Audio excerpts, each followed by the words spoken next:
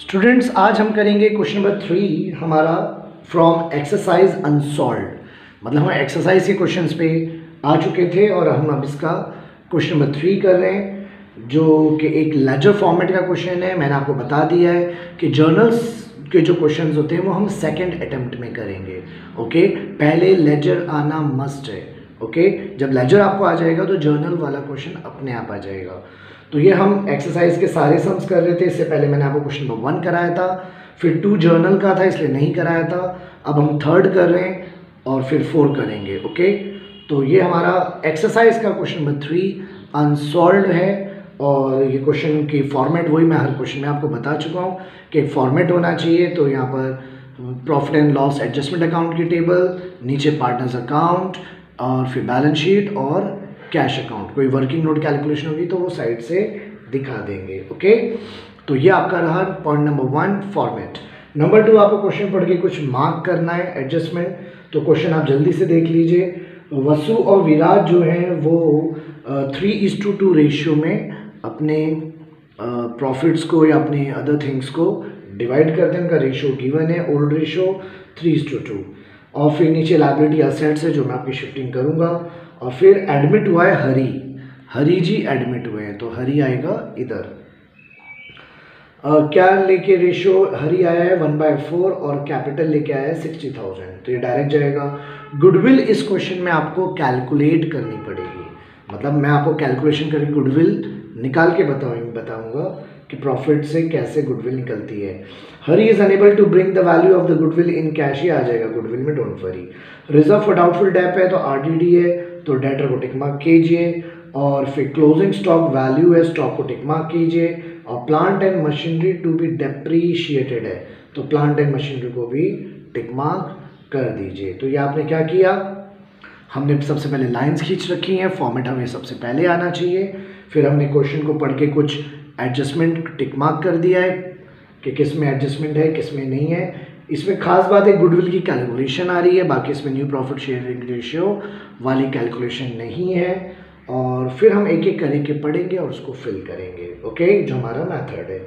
चलिए, तो सबसे पहले आ रहा है हमारा सन्ड्री क्रेडिटर्स। तो क्रेडिटर्स किधर आता है आपका, लायबिलिटी में। कितना है क्रेडिटर, लायबिलिटी क्रेडिटर कितना अमाउंट है 45,000, डायरेक्ट आउटर कॉलम।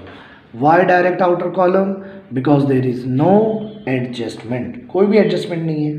तो बस स्पेलिंग भी देख के लिखना है, अमाउंट भी देख के लिखना है, सिर्फ मालूम होना चाहिए कि कौन कहाँ आता है।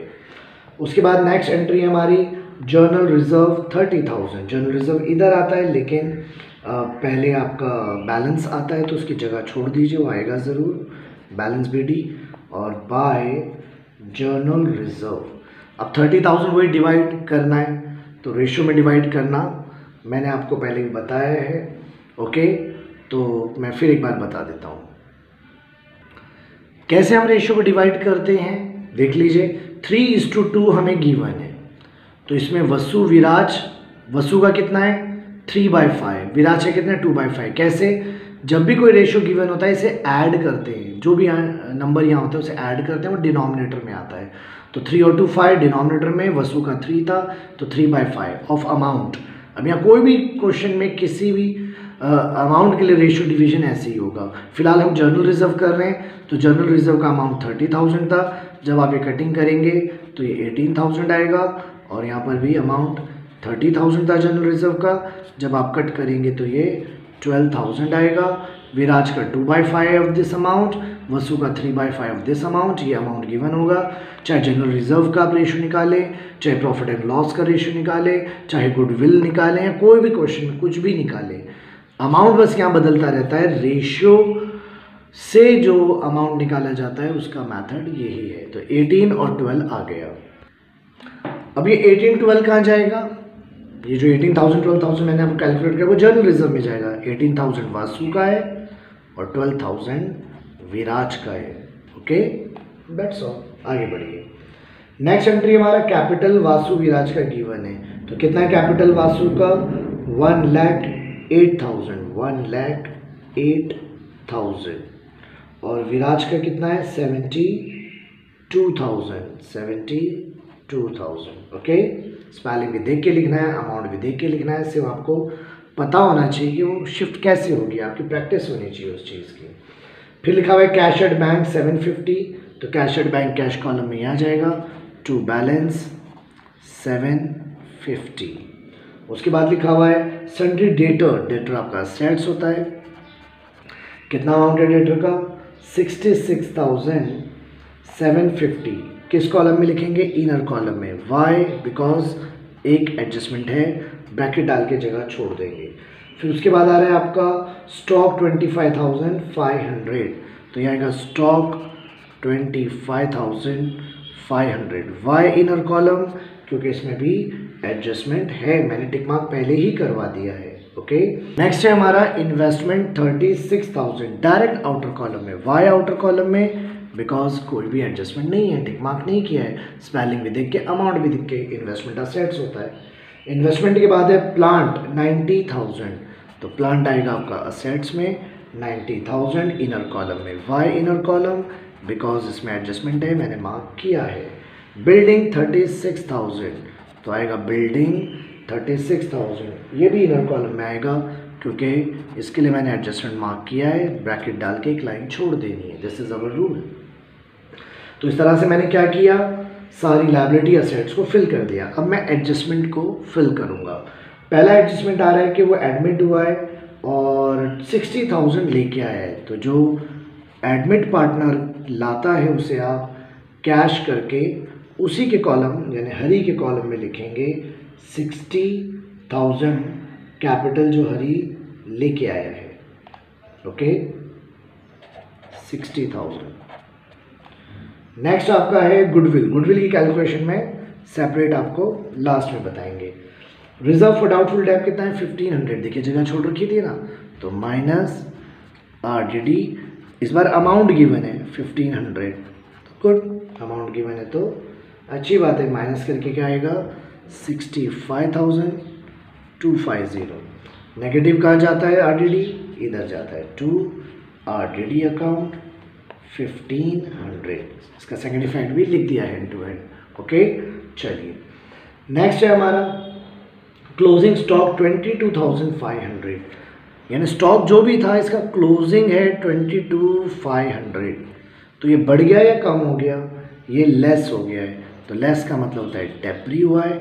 हाउ मच, दोनों को माइनस करो, 3,000 डेप्री हुआ है। नेगेटिव यानी डेप्री का इफेक्ट सेकंड इधर आएगा, टू स्टॉक 3,000। ओके, नेक्स्ट है हमारा प्लांट एंड बिल्डिंग, दोनों प्लांट भी और बिल्डिंग भी दोनों 5% है, माइनस 5% डेप्री, माइनस 5% डेप्री। 90,000 का 5% कितना होगा 4,500।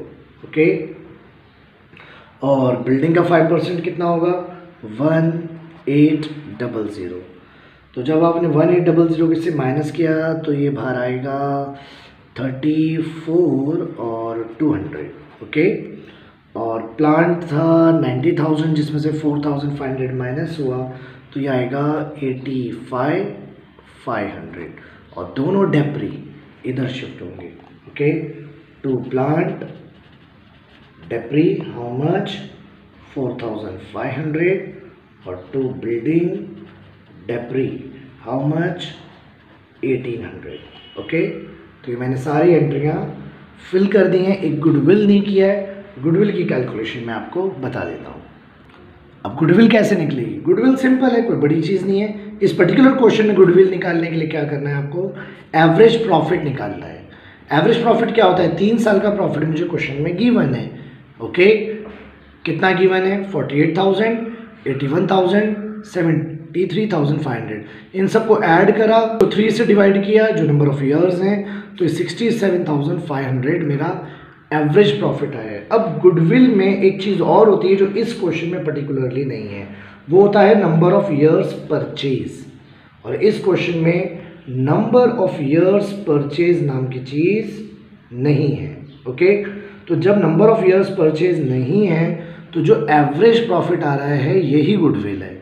ओके, क्योंकि नंबर ऑफ ईयर्स परचेज फिर आप 1 कंसिडर करेंगे, तो आपका गुडविल कितना आया 67,500।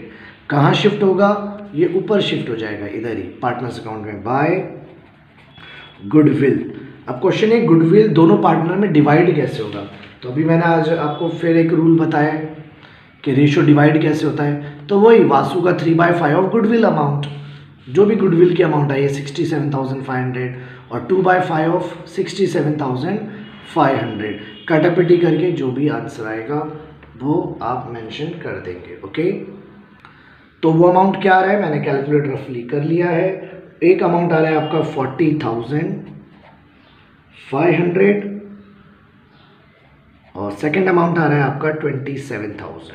ओके, तो स्टूडेंट्स मैंने आपको गुडविल निकाल के बताया। नंबर ऑफ ईयर्स परचेज इसमें नहीं था, जिस केस में आ चुका है वो बता चुका हूं, या आएगा तो पता चल जाएगा। ओके, गुडविल उसी रेशियो मेथड से जो मैंने आपको रेशियो मेथड जनरल रिजर्व के लिए बताया था सेम शिफ्ट होगा। या ना अब वो जो कैश लेके आया था हरी, वो इधर आएगा टू हरी 60,000 और जो गुडविल लेके आया है हरी दैट इज 67,500। ओके, ये मैं कैश अकाउंट में शिफ्ट कर दिया। सो इस तरह से मैंने सारी एंट्रियां लिख डाली। ओके, सबसे पहले लाइंस खींचना, फॉर्मेट आना चाहिए आपको। उसके बाद एडजस्टमेंट टिक मार्क करके मैंने एक फील्डिंग लगाई कि किसको इनर आउटर में लिखना है ताकि काटापीटी ना हो, गलती ना हो। फिर मैंने एक एक करके सारी एंट्रियां लास्ट ईयर की बैलेंस शीट की लायबिलिटी असेट्स को लिखा, जिस पे एडजस्टमेंट था उसे इनर कॉलम में लिखा, उसकी एंट्री शिफ्ट करी। बाद में गुडविल की कैलकुलेशन मैंने आपको दिखा दी कि गुडविल कैसे निकला और कैसे यहाँ और इधर आएगा। अब मैं इसको वीडियो पॉज करके सारा टोटलिंग और आंसर निकाल के आपको फिर एक साथ दिखा देंगे, फिर आप उसको प्रैक्टिस कर सकते हैं। ओके स्टूडेंट्स, मैंने इसको कैलकुलेट कर लिया है। अब आप देख लीजिए, आरडीडी स्टॉक प्लांट और बिल्डिंग का टोटल आ रहा है 10,800 और यहाँ कुछ भी नहीं था, तो 10,800 ऐसे आएगा, यही सेम आएगा। बाकी जो रेशियो मेथड मैंने आपको बताया है फिर बता दूँ, जनरल रिजर्व में यही आया, गुडविल में यही आया, और इसको भी डिवाइड ऐसे ही करेंगे 3/5 ऑफ दिस अमाउंट 10,800, तो ये आएगा वासु का। 2/5 ऑफ दिस अमाउंट 10,800 आके 4320 आएगा। ओके, तो ये आया आपका लॉस, ये शिफ्ट होगा इस साइड, लॉस इस साइड शिफ्ट होगा 64804320। फिर वही इसका टोटल करेंगे 166500 आ रहा है, सेम अमाउंट यहाँ लिखेंगे, इसे माइनस करेंगे तो ये आएगा। फिर इसका टोटल करेंगे विराज का, सेम अमाउंट यहाँ लिखेंगे, ये माइनस करेंगे तो ये आएगा। फिर हरी का टोटल करेंगे 60,000, यहाँ 60 लिखेंगे, यहाँ कुछ भी नहीं था ऊपर, तो 60 ही बैलेंस आएगा। तो आप ये तीनों बैलेंस को कैपिटल में शिफ्ट कर देंगे, ये रहा कैपिटल। ओके, ये इधर शिफ्टेड हो गया। वासु का 1,60,020, 1,06,680 और 60,000, इसका टोटल बाहर आ रहा है 326700, इसका टोटल आ रहा है 3,71,700। कैश में मैंने अपने बैलेंस को लिखा था, हरी जो कैपिटल आया था, गुडविल आया था, इसका टोटल आया, यहाँ कुछ भी नहीं था, तो पूरा बैलेंस हो गया 1,28,250, जो यहाँ कैश में शिफ्ट हो गया है। ओके, इधर कैश में शिफ्ट हो गया। अब दोनों साइड का जब टोटल किया तो ये टैली हो रहा है। So this is all about your question number 3 unsolved from the exercise. Thank you.